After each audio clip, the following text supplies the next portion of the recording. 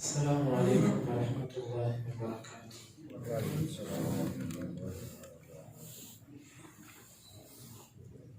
اعوذ باللہ السمیع العلیم من الشیطان الرجیم من ہمزہ ونفخہ ونفثہ۔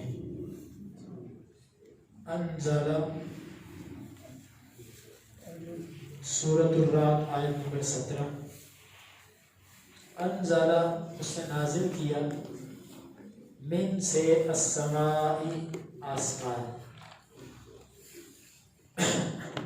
ماء پانی، فسالت پس بہ پڑی، اودیۃ ندیاں نالے، بقدرہا اپنی وسعت کے مطابق، فاحتمل پس اٹھایا، السیل پانی کے ریلے نے، زبدا جھاگ، میل کچیل، رابیہ اوپر تیرنے والی،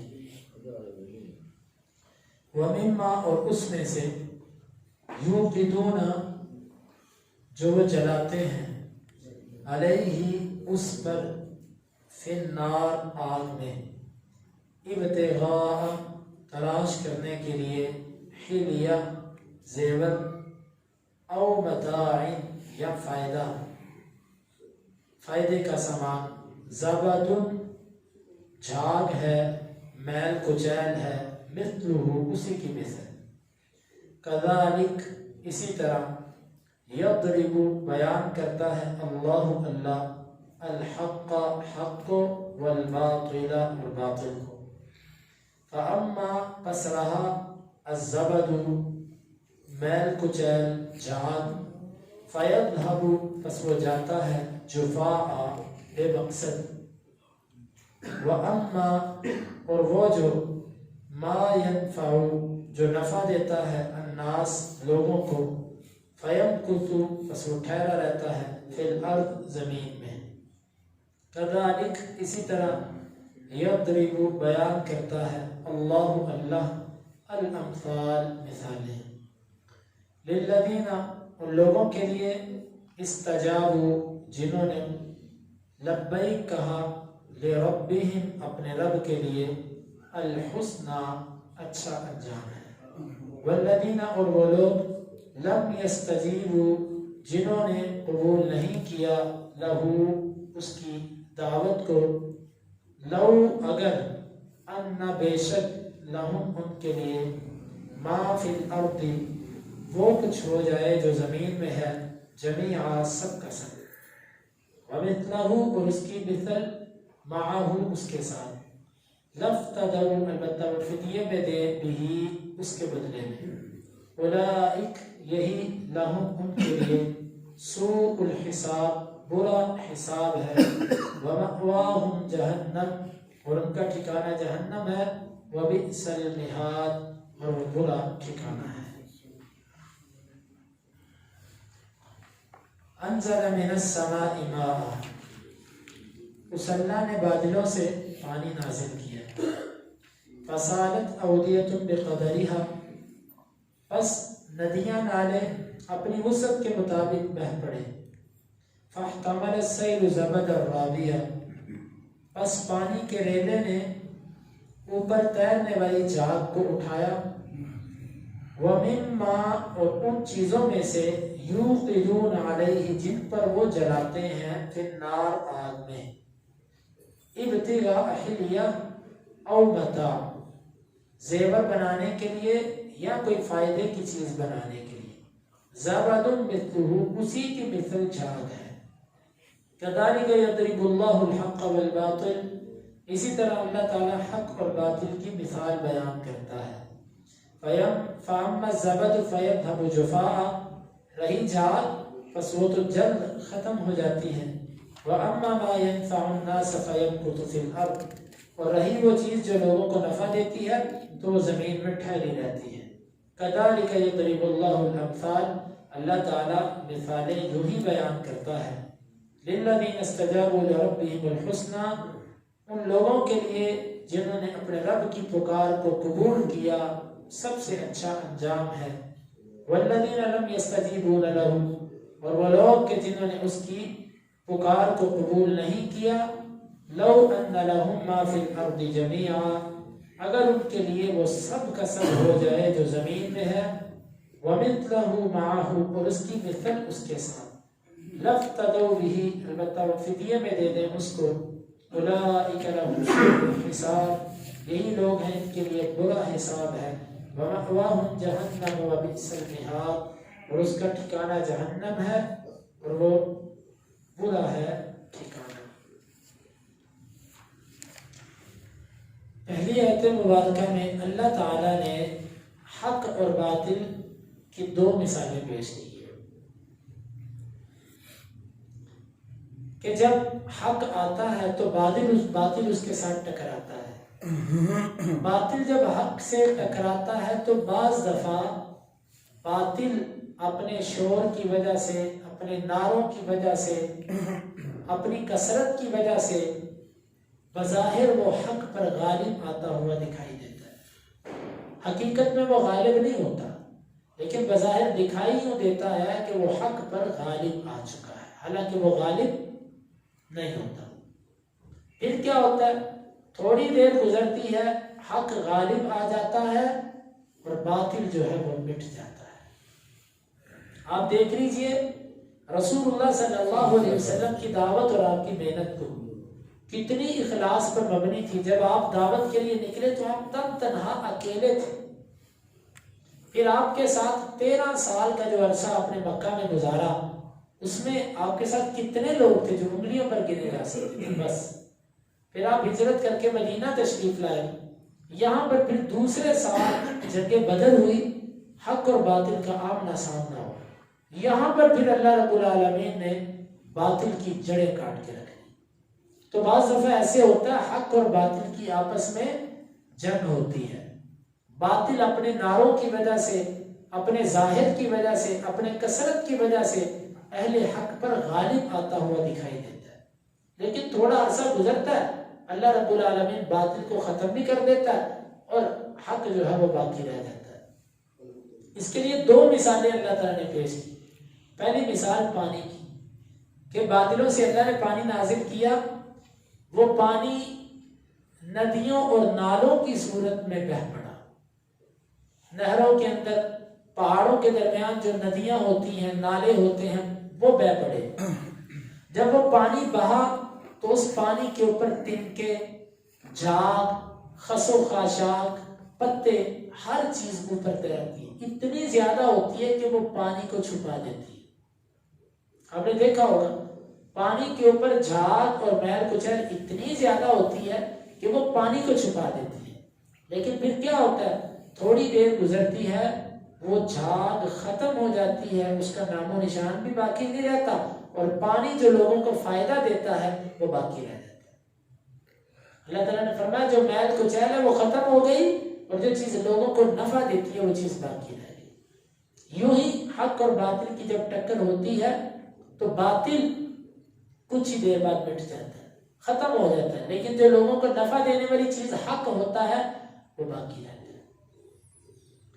دوسری مثال اللہ تعالیٰ نے اس کی یہ بیان فرمائی کہ تم سونا اور چاندی خریدتے ہو، اس کو میل کچیل سے پاک کرنے کے لیے تم بھٹی کے اندر ڈالتے ہو، جب بھٹی میں ڈالا جاتا ہے تو یوں میل کچیل جو ہوتی ہے وہ سونے کے اوپر آ جاتی ہے، جب سونا پگھلتا ہے تو میل کچیل اس کی اوپر آ جاتی ہے، سونا نیچے رہ جاتا ہے۔ اب بظاہر میل کچیل اس کی کوئی حیثیت نہیں ہے، لیکن وہ سونے کی سطح کے اوپر غالب آ چکی ہے۔ پھر کیا ہوتا ہے؟ تھوڑی دیر بعد وہ میل کچیل اٹھا کے باہر پھینک دی جاتی ہے، اور جو سونا لوگوں کو نفع دینے والا ہوتا ہے وہ باقی رہ جاتا ہے۔ اللہ تعالیٰ نے دو مثالیں بیان کی، ایک مثال ایسی ہے کہ جس کو دیہاتی پہاڑی علاقے کا آدمی سمجھ سکتا ہے، دوسری مثال ایسی ہے جس کو شہری آدمی بھی سمجھ سکتا ہے کہ سونے چاندی سے تعلق تو شہریوں کا زیادہ ہوتا ہے بنسبت دیہاتیوں کے، اور ندیوں نالوں کے پانیوں کو دیکھنے کا زیادہ موقع دیہاتی اور صحرائی اور پہاڑی علاقے کے لوگوں کو ملتا ہے، شہری لوگوں کو اس کا موقع کم ملتا ہے۔ اللہ تعالیٰ نے دونوں مثالیں یوں بیان کی کہ دونوں میں باطل بظاہر غالب آتا نظر آتا ہے، پھر کیا ہوتا ہے؟ اللہ رب العالمین باطل کو ختم کر دیتا، حق کو غالب کر دیتا۔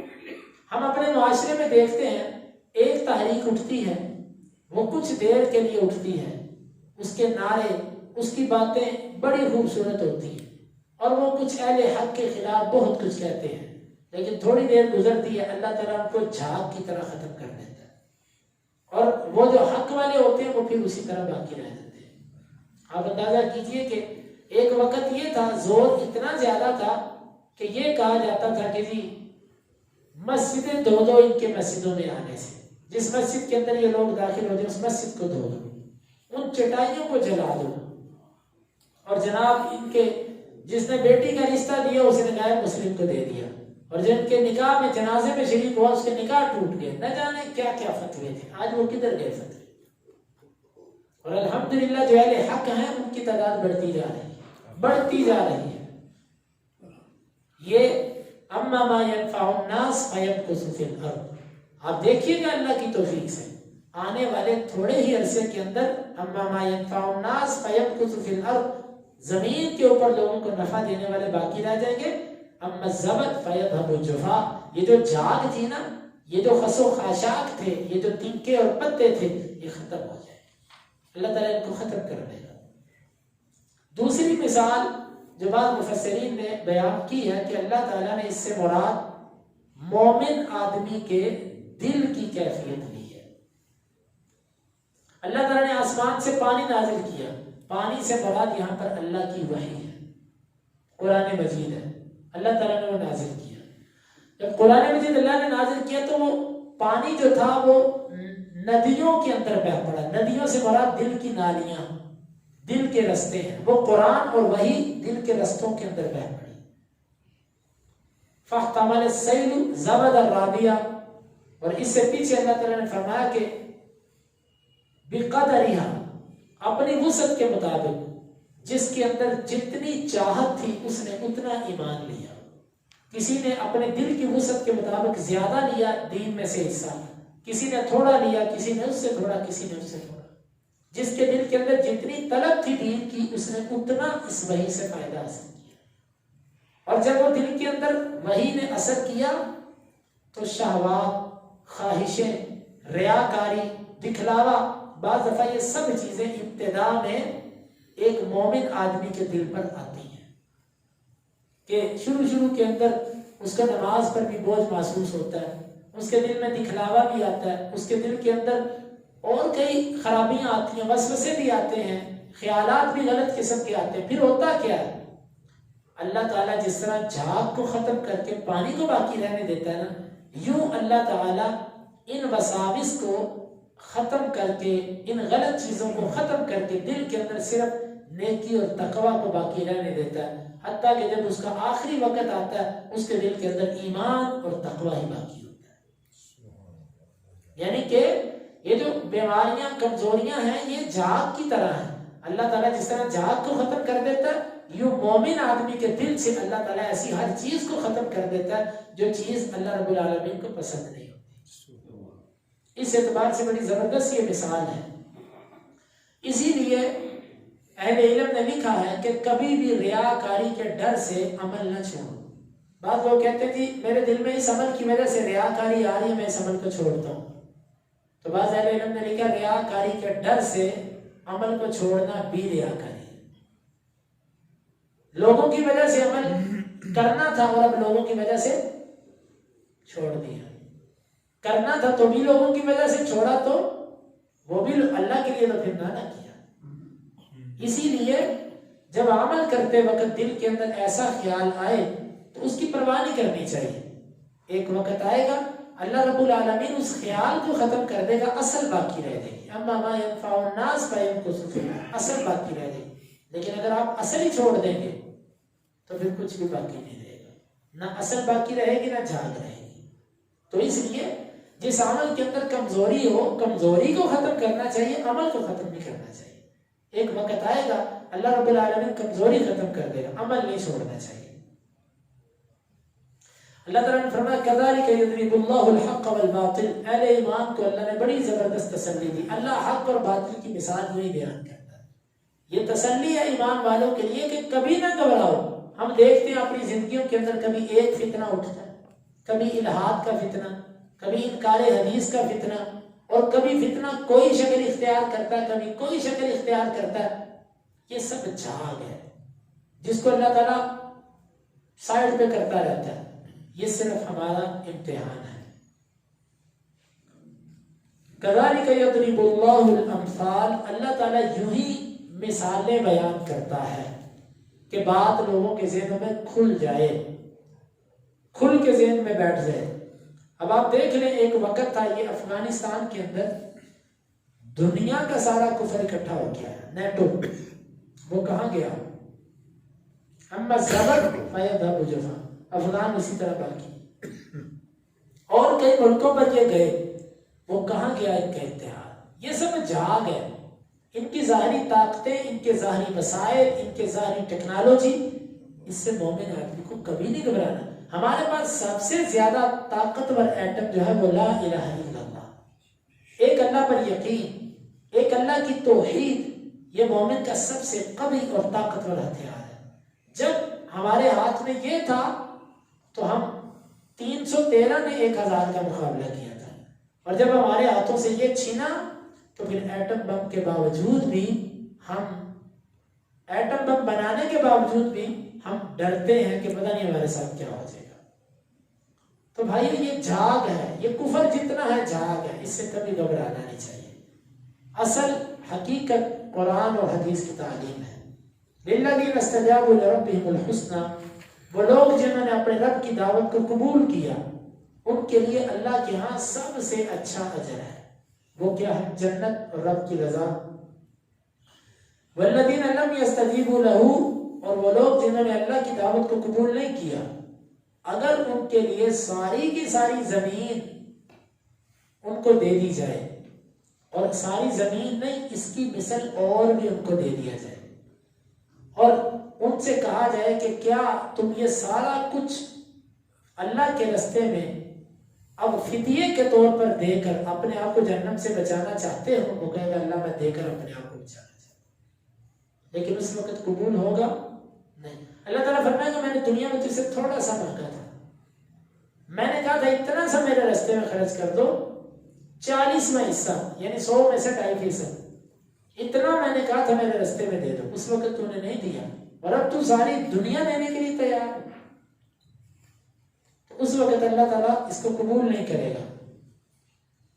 یہ دیکھیں، یہ قرآن ہے جو ہمیں دنیا میں بتایا جاتا ہے کہ آخرت میں لوگ ایسے کہیں گے، ایسے کہیں گے، ایسے کہیں گے. ہم اس کو پڑھ رہے ہیں. اللہ نہ کرے کہ ہم خود ایسا کہنے والوں میں سے ہو جائیں یا ایسا کرنے والوں میں سے ہوں. اولئک لہم سوء الحساب، اللہ تعالیٰ فرماتا اب نہیں، اب ان کے لیے برا حساب ہے.